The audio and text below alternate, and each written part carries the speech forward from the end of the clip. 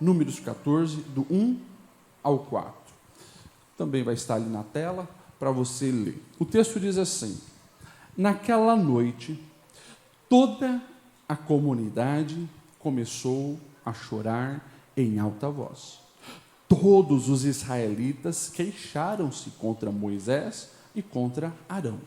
E toda a comunidade lhes disse: quem dera tivéssemos morrido no Egito ou neste deserto. Porque o Senhor está nos trazendo para esta terra, só para nos deixar cair a espada? As nossas mulheres e os nossos filhos serão tomados como despojo de guerra? Não seria melhor voltar para o Egito? E disseram uns aos outros: escolheremos um chefe e voltaremos para o Egito. Amém. Que palavra assustadora de se ler inicialmente. Eu vou depois colocar vocês nesse contexto. Mas deixa eu aqui fazer uma pergunta para cada um de vocês.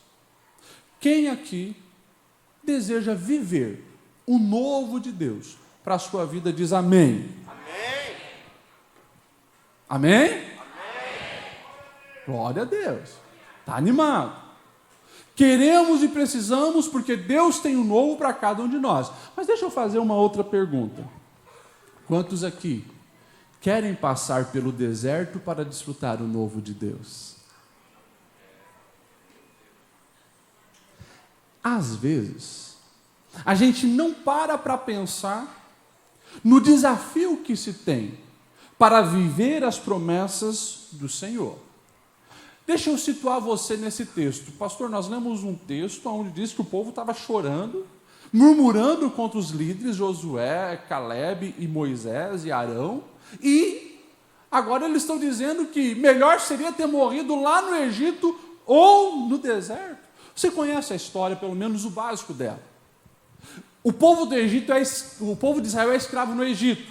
O Egito, ele viveu um tempo onde foi muito amigo do povo de Israel, por causa de José, aquele sonhador que você conhece, mas depois o texto da Bíblia vai dizer que veio um faraó que nem sabia quem era José, mas ele viu tanto que o povo de Israel crescia e prosperava nas suas terras, ele disse: olha, vamos começar a ser duro com esse povo, porque senão eles vão se rebelar um dia contra nós. E começou a perseguir, oprimir e escravizou o povo de Israel. Chegou um tempo onde eles chegaram no nível de matar os meninos. Quando nascia um menino, jogava no Nilo, tirava a vida, porque eles, de fato, não queriam ver o crescimento de Israel. Deus envia Moisés, e você conhece a história, as 10 pragas do Egito, o povo de Israel sai do Egito, e nós sabemos que Deus abre o mar, e Deus vai abençoando aquele povo. Só que, o que muitos talvez não tenham ideia, é de todo esse contexto onde Deus aqui está de fato querendo mudar, não apenas aquele povo de local, mas mudar aquele povo de mentalidade. Deus queria gerar naquele povo, não apenas levar eles para uma nova terra, mas um novo sistema de governo, onde Deus seria aquele que governaria o seu povo, uma nova maneira de gerir as decisões do povo. Tudo que Deus queria era de um novo estilo de vida. Só que, infelizmente, o povo não estava preparado para aquilo. No meio da caminhada, no meio do deserto, eles começam a murmurar, reclamar, encontrar um monte de fatores negativos, e a Bíblia vai dizer que quando chega no momento ápice, que é o quê? É entrar na terra prometida, é destruir as primeiras cidades, Jericó, suas muralhas, assim por diante, eles ficam acovardados, e aqui está a consequência. Depois que voltam os espias trazendo o relatório, foram 12 espias, 10 trazem um relatório dizendo: olha, a terra de fato é boa, mana leite e mel, é uma terra muito próspera, só que nós lá vimos gigante. Só que nós lá vimos que é muito cercado, é muito difícil de entrar, e o povo permitiu que essas palavras negativas dominassem a alma e começaram a chorar. Então preste atenção no recado de Deus para a minha vida e para a sua vida, porque eu creio que Deus tem para cada um de nós algo novo, todas as semanas, todos os anos, porque essa novidade de vida sempre vai nos levar a crescer, a amadurecer, a viver as promessas do Senhor e a frutificarmos de tal maneira que o Senhor estabeleceu para nós. Então nós precisamos estar a caminho do novo. Se você, como já respondeu afirmativamente para mim, deseja viver o novo de Deus, eu coloquei aqui pelo menos 3 coisas que você precisa fazer. 3 coisas. Primeira delas, e se você puder repetir comigo, diga assim: mude o seu conceito de segurança. 1, 2, 3. Mude seu conceito de segurança. Se você quer viver o novo de Deus na sua vida, mude o seu conceito de segurança. Eu vou explicar. Eu já tive algumas vezes no Egito, 6 vezes eu tive lá, guiando essas caravanas para Israel e a gente passa pelo Egito. O Felipe teve a oportunidade de também estar lá. No Egito tem o Nilo. O rio Nilo, ele é um rio totalmente diferenciado no mundo, porque naquela região é muito árida. E o Nilo, ele nunca seca totalmente. Tem épocas de seca que ele reduz, mas ele nunca seca. Ou seja, o Egito sempre foi um refúgio para pelo menos ter um pouco de comida, um pouco de peixe, um pouco de agricultura que ia dar nas margens do Nilo. Sempre foi um local de segurança. O povo de Israel sabe disso. Daí Deus se apresenta para o povo, prometendo a terra prometida, mas Deus tira eles do lado do Nilo e leva para o meio do deserto. Assustadoramente, aquele deserto, eu tive a experiência, primeira vez que eu subi no Sinai, eu tive a experiência que eles tiveram. Muito quente durante o dia e muito frio durante a noite. É 40, 42 graus durante o dia e à noite você passa frio. Uma loucura. Deus tira o povo do lado do Nilo e leva para o meio do nada. Algo extremamente desafiador. Mas por que eu estou falando sobre mudar o conceito sobre segurança? Porque por mais que o povo de Israel era escravo, eles tinham uma certa segurança de que pelo menos eles teriam algo para comer, porque estavam eles do lado do Nilo. Mas aqui, a Bíblia está nos dizendo algo que talvez hoje você vê grandes empreendedores falar, os mentores, os coaches da vida, eles falam muito disso, que às vezes nós estamos chamando a nossa escravidão de segurança. E aquilo nos limita, aquilo nos impede a romper, a ir além. Porque aquele povo agora, o povo de Israel, eles viram tanta coisa Deus fazer, mas agora eles chegam num ponto de dizer: ai, que saudade do Egito. No caminho eles estavam dizendo que saudade dos melão do Egito, que saudade. Sabe por quê? Porque eles estavam focados nas adversidades do caminho, nas adversidades do deserto, e começaram a se esquecer da promessa. E anota o que eu vou te dizer: toda vez que você tira os olhos da promessa, mas você coloca os olhos apenas aos sofrimentos da jornada, a tua fé esmorece, você se enfraquece, você perde a conexão com os céus, o desânimo entra, e daí você vai ter que escolher ou entre a derrota ou a derrota, porque eles agora estão dizendo assim: melhor seria ou a gente ter morrido no Egito, melhor seria a gente ter morrido no deserto. Uma coisa assustadora, mas eles tiraram o foco da promessa, se conformaram com aquilo ali, achando que segurança eles tinham lá, quando Deus queria de fato dar uma terra prometida, aonde eles governariam, aonde não teriam que jogar os seus filhos no Nilo, mas eles estavam na sua mediocridade conformado com a realidade do Egito. É mais ou menos como aquela historinha, eu ouvi quando era adolescente, talvez vocês já escutaram uma outra versão. Diz que um sábio, ele sempre caminhava, né, numa zona rural com os seus alunos. E um dia ele estava caminhando com um dos seus alunos, e eles sempre passaram lá e viam que tinha um homem muito apegado à sua vaquinha. Você já provavelmente ouviu essa história, né? Era a única vaquinha que ele tinha, dava leite, sustentava aquele homem. Toda vez passavam lá, e o homem só tinha aquela vaquinha, vivia naquele casebre, ano após ano. O sábio falou para o seu aluno, dizendo: olha, essa noite eu quero que você faça algo. Você vai lá e você pega aquela vaquinha e dá um sumiço nela. Pode jogar lá no precipício essa vaquinha. Ele fica assustado, mas ele queria ser obediente ao seu mentor e ele vai lá e faz. Ele joga a vaquinha no precipício. Esse jovem aprendiz, ele ficou tão incomodado, que ele acabou saindo, né, da escola do seu professor. Mas 1 ano depois, ele estava tão amargurado com aquilo que ele vai visitar aquele homem da vaquinha. Só que chegando lá, ele viu uma grande fazenda, grandes lavouras, grandes celeiros, e ele já entendeu. O homem morreu porque não tinha o leite da vaquinha. E agora tem outras pessoas aí. Mas quando ele bate na porta, é o mesmo homem. E ele pergunta, o que aconteceu? Porque eu vim aqui falar de um grande pecado que eu cometi contra o Senhor. Nós demos um fim na sua vaquinha. E daí aquele homem disse, olha, quando eu percebi que eu não tinha mais a minha vaquinha que dava o meu leite, eu comecei a plantar. E daí a plantação deu boa. Eu comecei a vender, eu comecei a plantar outras coisas, eu comecei a ampliar, de repente eu construí celeiros, de repente comecei a contratar funcionários, hoje eu tenho essa grande fazenda. Às vezes, a gente não está vivendo o novo de Deus porque você já se conformou com a sua vaquinha. Você teve o conceito que aquilo é a sua segurança.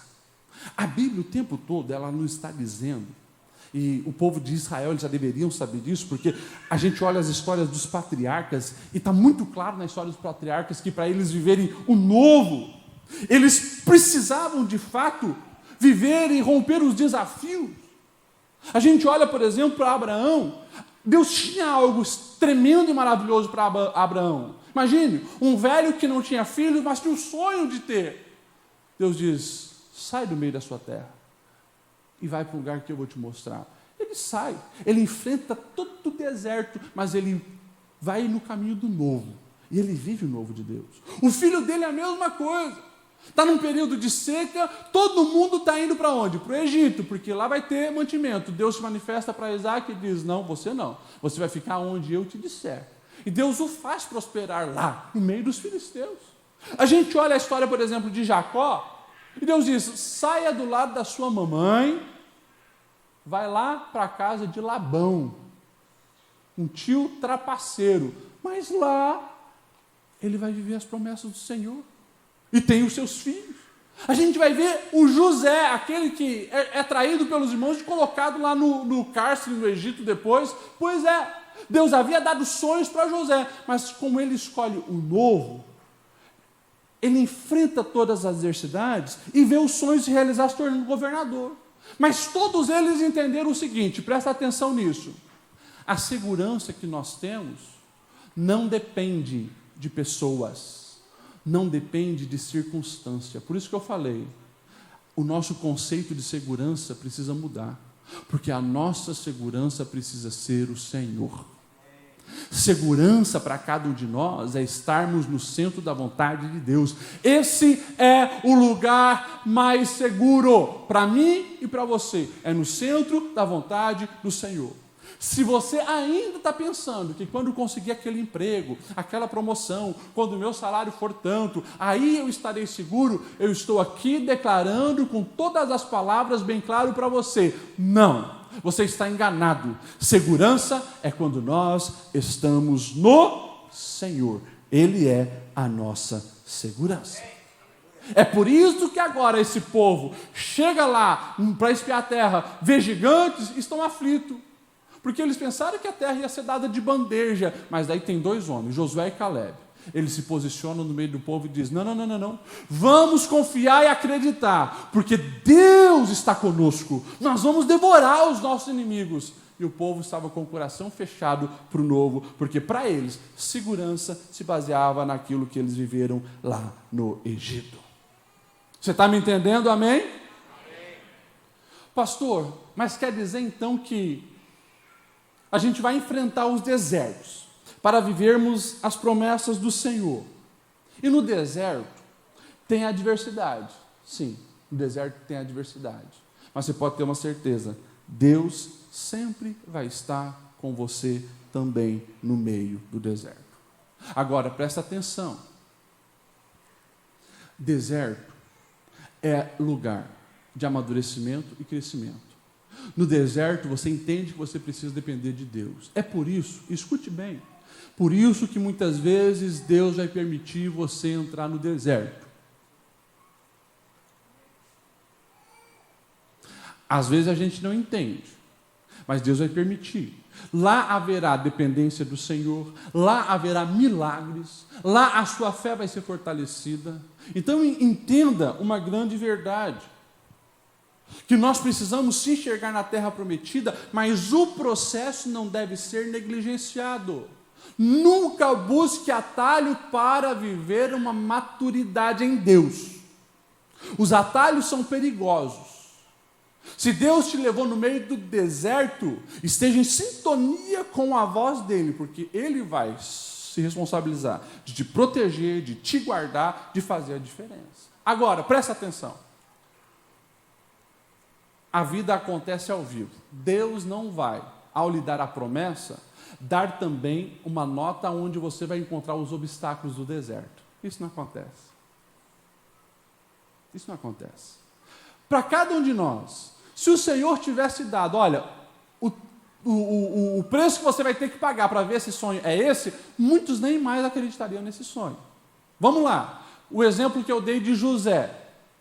Deus dá o sonho de quê? Dele ser governador. Um dia ele vai governar porque alguém vai se prostrar diante dele, os irmãos, o sol, a lua. Agora, se junto com o sonho Deus tivesse dado uma nota de rodapé dizendo, mas assim, deixa eu te contar como é que vai ser. Os teus irmãos vão te trair, você vai ser vendido lá para os ismaelitas que vão te vender lá para o Egito, você vai trabalhar como escravo durante muitos anos. Quando você começar a melhorar e ser o mordomo da casa de Potifar, a mulher dele vai te enganar, você vai para a cadeia, vão te esquecer 2 anos lá. Você acha que ele teria aceito? Não. Se Deus tivesse dado as notas de rodapé de como seria a minha vida e a sua vida, muitas vezes nós já teríamos desistido. Mas o que é que ele faz? Presta atenção. Ele coloca em nós sonhos, desejos, promessas ousados. Deus já deu para mim e para você coisas extraordinárias. Está aqui, está latejando aqui, está latejando aqui. Só que a vida acontece ao vivo. E à medida que nós vamos caminhando, aparecem os grandes desafios. A única garantia que nós temos e que faz toda a diferença, Ele garante que vai estar conosco. E isso basta. Se Deus está conosco, isto basta. É por isso que eu disse, o segredo para vivermos o novo de Deus começa em entendermos o que é de fato essa segurança, esse conceito de segurança. O conceito de segurança não é um bolso cheio, não é a pessoa sorrindo para mim, ou não é eu estar num lugar de uma posição numa empresa que eu desejava. Segurança é o estar no centro da vontade do meu Deus. E Ele, como nós já cantamos aqui, Ele tem o melhor para mim e o melhor para você. Não importa se as pessoas estão dizendo que você está bem. Se você não está no centro da vontade de Deus, você não está bem. E não importa se as pessoas estão dizendo, você está muito mal. Se você tem paz no coração e a certeza que está no centro da vontade de Deus, você está super bem. Viva dessa maneira e você vai viver o extraordinário novo de Deus. Amém? Segunda lição muito importante que esse texto nos mostra que nós devemos apegar. Para viver o novo, sempre é necessário passar pela renovação de mente. Renovação de mente. Todos nós influenciamos e somos influenciados. Como? À medida que eu gasto o meu tempo, com quem eu gasto o meu tempo, como eu gasto o meu tempo, eu estou recebendo influência. Aquele povo ficou tanto tempo no Egito como escravo, que a mentalidade deles era uma mentalidade de escravo.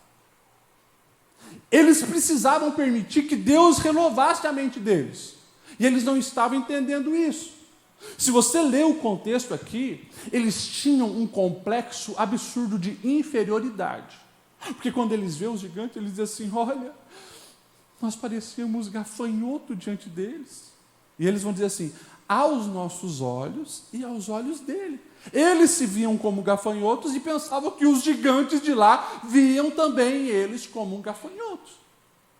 Como é bom gente curada na alma, porque daí o Josué e Caleb, eles vão bater no peito e vão dizer, de jeito nenhum, a segurança deles se foi, mas o Senhor está conosco. Mentalidade diferente, enquanto Josué e Caleb já tinham a mente renovada, sabiam o que Deus estava fazendo, já estavam interpretando todos os milagres como a bênção de Deus sobre eles, tinha ainda uma multidão com a mente de escravo. Cuidado com a mentalidade de escravo. Cuidado com essa mentalidade de vitimismo e de inferioridade, onde você acha que você sempre tem que mendigar, você sempre tem que se humilhar no sentido de passar vergonha. Não é dessa maneira que funciona. Porque quando nós entendemos o que Deus está fazendo e que nós pertencemos ao povo de Deus, não quer dizer que nós vamos ser arrogantes, mas nós vamos ser confiantes, porque nós sabemos quem Ele é e quem nós somos nele.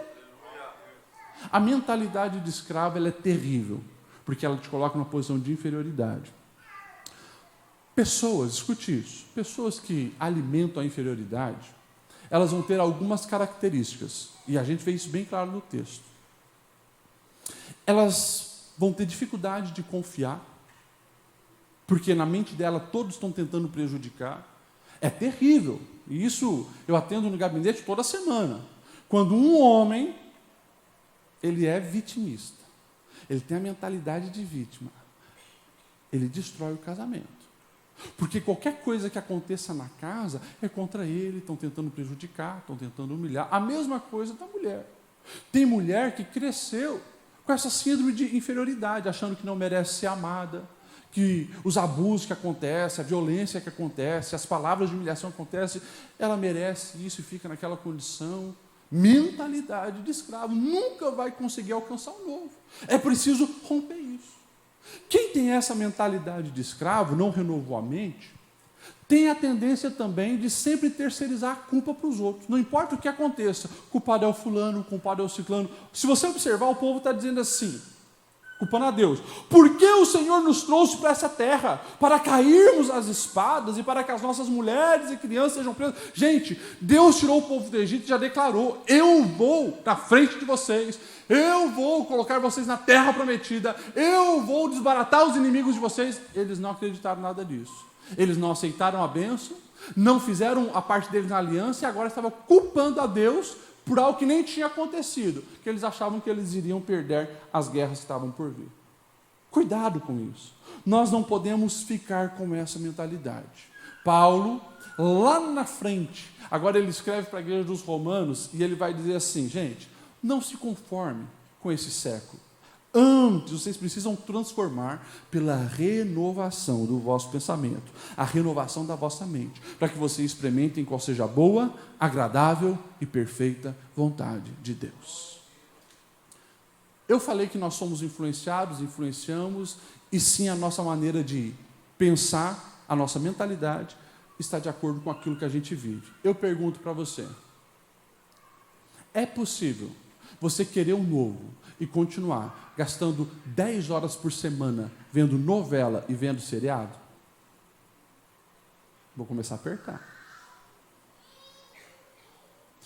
É possível viver o novo, sendo que você fica 2 horas por dia no TikTok, vendo, só vendo lá dancinha e depois no Reels do Instagram? É possível? Me desculpe a sinceridade, mas quando você desperdiça o tempo precioso que Deus te deu com futilidade, você está dizendo, Senhor, eu não acredito nas tuas promessas, eu conformo que essa vida mesmo. E daí a vida não dá certo, as coisas não vão bem, o casamento não vai para frente, o sonho de empreender não dá certo, as finanças também vão de mal a pior, e você ainda está querendo culpar alguém. Para com essa mentalidade terrível de escravo. Deus precisa lapidar sua mente e fazer com que você pense como um filho de Deus. Se eu quero pensar como um filho de Deus, eu preciso levar a sério a palavra de Deus. Por muitas vezes, quem está aqui há mais tempo, já por muitas, talvez centenas de vezes você me ouviu falar, pregar a respeito da palavra de Deus. Eu quero que você, nessa noite, você saia deste lugar entendendo algo muito importante. Deus não fez com que essas histórias chegassem até nós por acaso.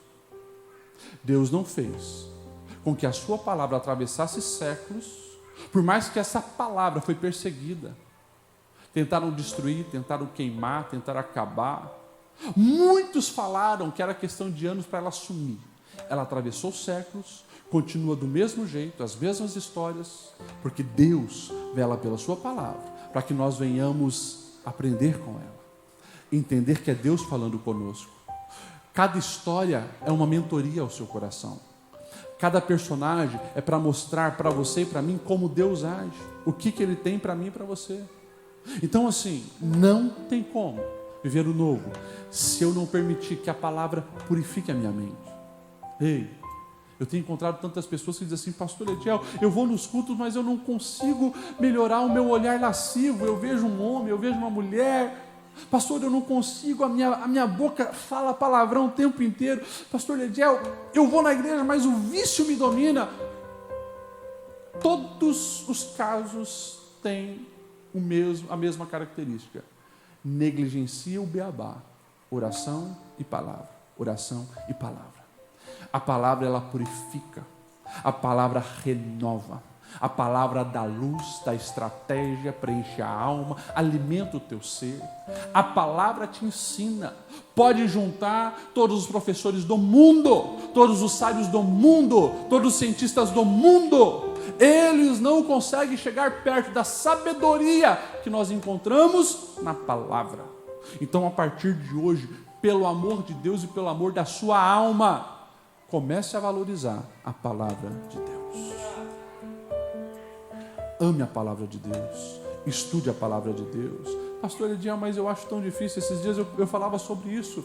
Tudo é difícil quando você negligencia. Você nunca vai ser bom em nada que você despreza. Eu vou repetir isso. Você nunca vai ser bom em nada que você despreza. Você precisa investir tempo. Tudo aquilo que você faz bem hoje, pensa aqui, na tua melhor habilidade, e você vai descobrir algo muito simples. Você faz bem isso hoje porque você investiu tempo naquilo ali. A partir do momento que você dar tempo à palavra de Deus, você vai amar, ela vai te nutrir, você vai querer mais, você vai conhecer mais, ela vai direcionar os teus passos, ela vai te conduzir ao novo de Deus. Amém? Você pode dar um cutucão aí quem está do seu lado e dizer: vai ler a Bíblia, vai? Estuda esse livro. Eu finalizo. Terceira verdade, que fica muito claro nesse texto. Presta atenção. Eu falei que nós precisamos mudar o nosso conceito sobre segurança, porque a nossa segurança está em Deus. Eu falei também que nós precisamos renovar a nossa mente e tirar a mentalidade de escravo. E a terceira verdade, você precisa ter a certeza de que Deus já deu tudo o que você precisa para viver o novo. Deus já te deu tudo o que você precisa para viver o novo. Pastor, mas Deus tirou o povo lá do meio do deserto. É verdade. Deserto tem água jorrando por tudo? Não. Faltou água, o que Deus fez? Água da rocha. Não tem plantação, vamos tirar trigo da onde para fazer o pão? Não tem pão. Deus fez chover pão do céu. Deserto, o sol está escaldante. Nuvem vai guiar e proteger vocês do sol. A noite está muito frio. Coluna de fogo vai iluminar, afastar os animais e vai aquecer vocês. Mas está vindo inimigos, ouvimos falar que os amalequitas vão nos atacar. Deus já deu a vitória. O tempo inteiro, de acordo com as necessidades, Deus foi suprindo. Deus foi dando o que eles precisavam. Eles não perceberam isso. E o tempo inteiro começam a reclamar, murmurar. Se Deus pão, eles queriam carne. Deus manda carne. Vai lá uma nuvem de codornizes.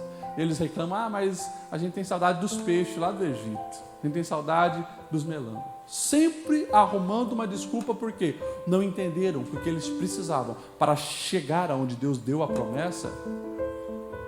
O Senhor já tinha dado e suprido o que era o essencial. Presta atenção nisso. Isso aqui é chave de vitória. Há algo maligno que acompanha a humanidade desde a queda, que é o fator comparação.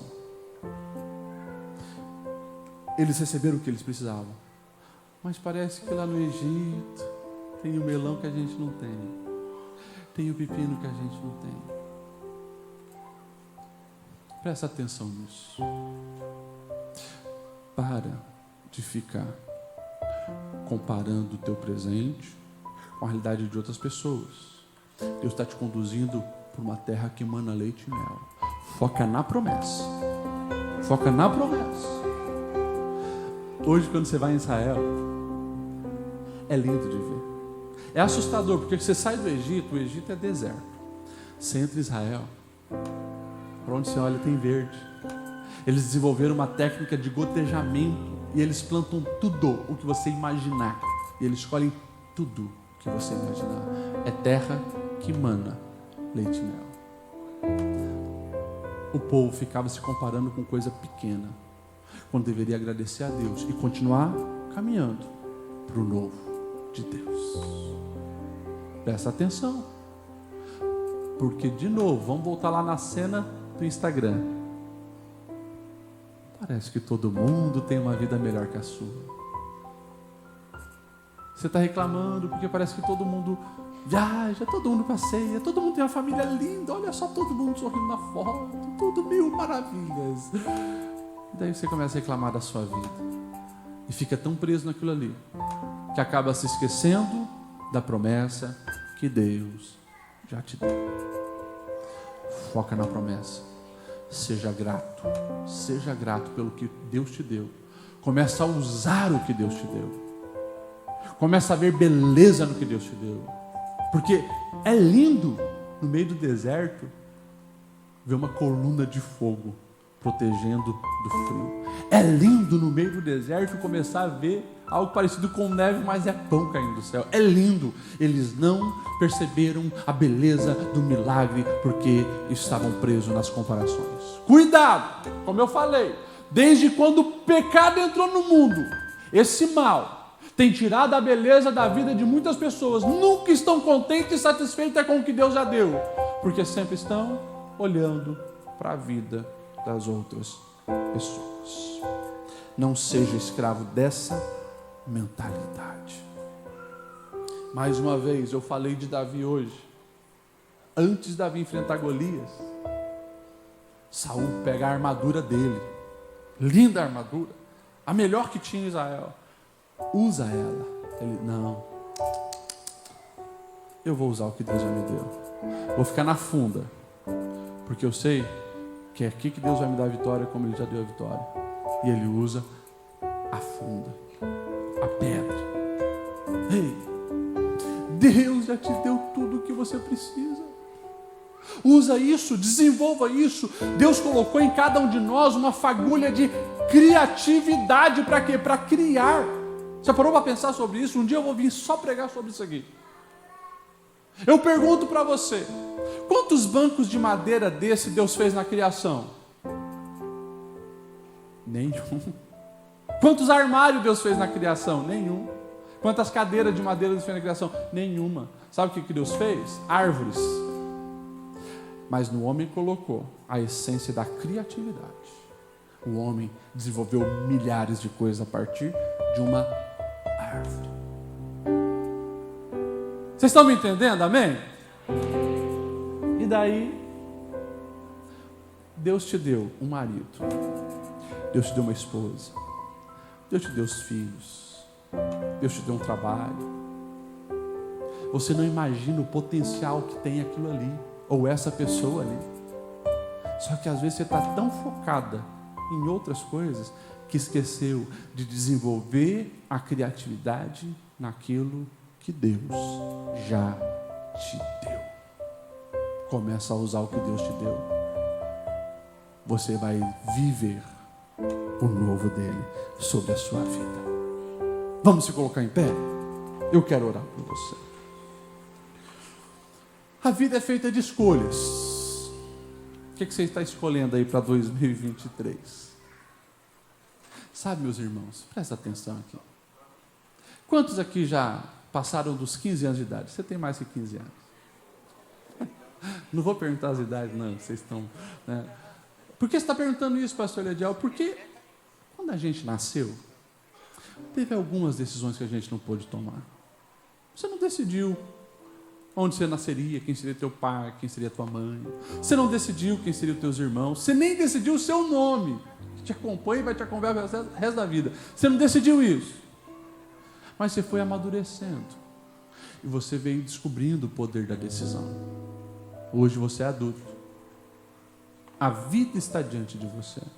E você tem o poder de decidir. Decidir o que você faz com uma palavra dessa que você recebe.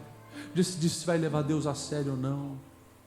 Você decide se você quer de fato atravessar o deserto, chegar na terra prometida e viver o novo de Deus. A minha palavra para você final é: não subestime o que Deus já decretou.